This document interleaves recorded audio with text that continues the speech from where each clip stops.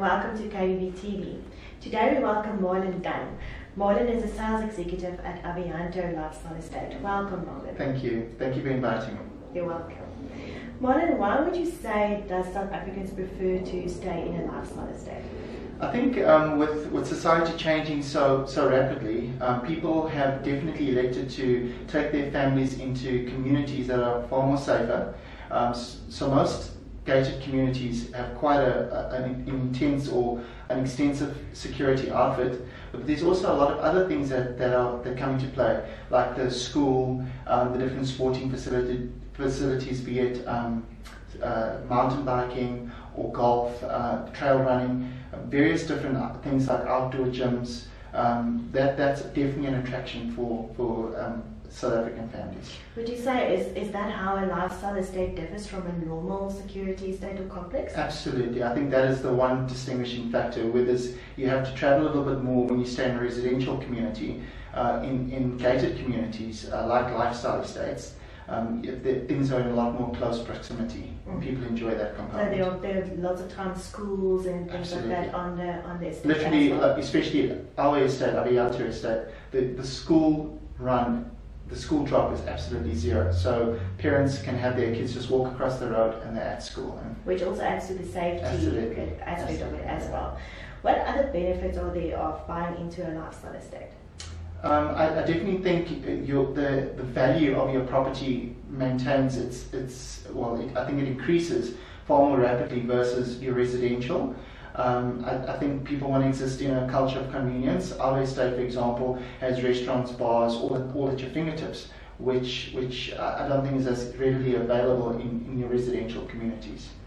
Is there something more negative that one would have to consider? I'm thinking, for instance, about building and building packages. How would that usually work in a lifestyle estate? Yeah, I think it goes from estate to estate, but definitely one does need to be vigilant in terms of the kind of builder that you elect to go with. A good builder, a recommended builder, generally gives you a handheld process where you feel like you've been guided the entire time during the building process. The wrong kind of builder can be an absolute nightmare, and definitely you want to veer completely away from that. Okay. What advice would you give to a seller looking to buy into a lifestyle estate? I think do your due diligence, measure your affordability. Go with the stand, especially if you're going from ground to a turnkey solution. Go with something that, number one, you're completely happy with, that in the next 5 to 10 years it's still going to make sense. And then affordability, there's lots of different hidden costs when one considers moving into a gated community. Examine all of those, and then once you're content that everything's in check, then all the boxes have been ticked, then move forward. Can you give us a couple of examples of the hidden costs that a buyer would have to look out for? Absolutely. So your levies are the big one. I think it differs from estate to estate. Ours, for example, start from about 2,000 Rand. This takes care of various different things like security, road and park maintenance, etc. But other estates can escalate all the way up to about 5,000 Rand, depending if you're a golf estate and so forth. So definitely these are things that one has to prepare yourself for financially.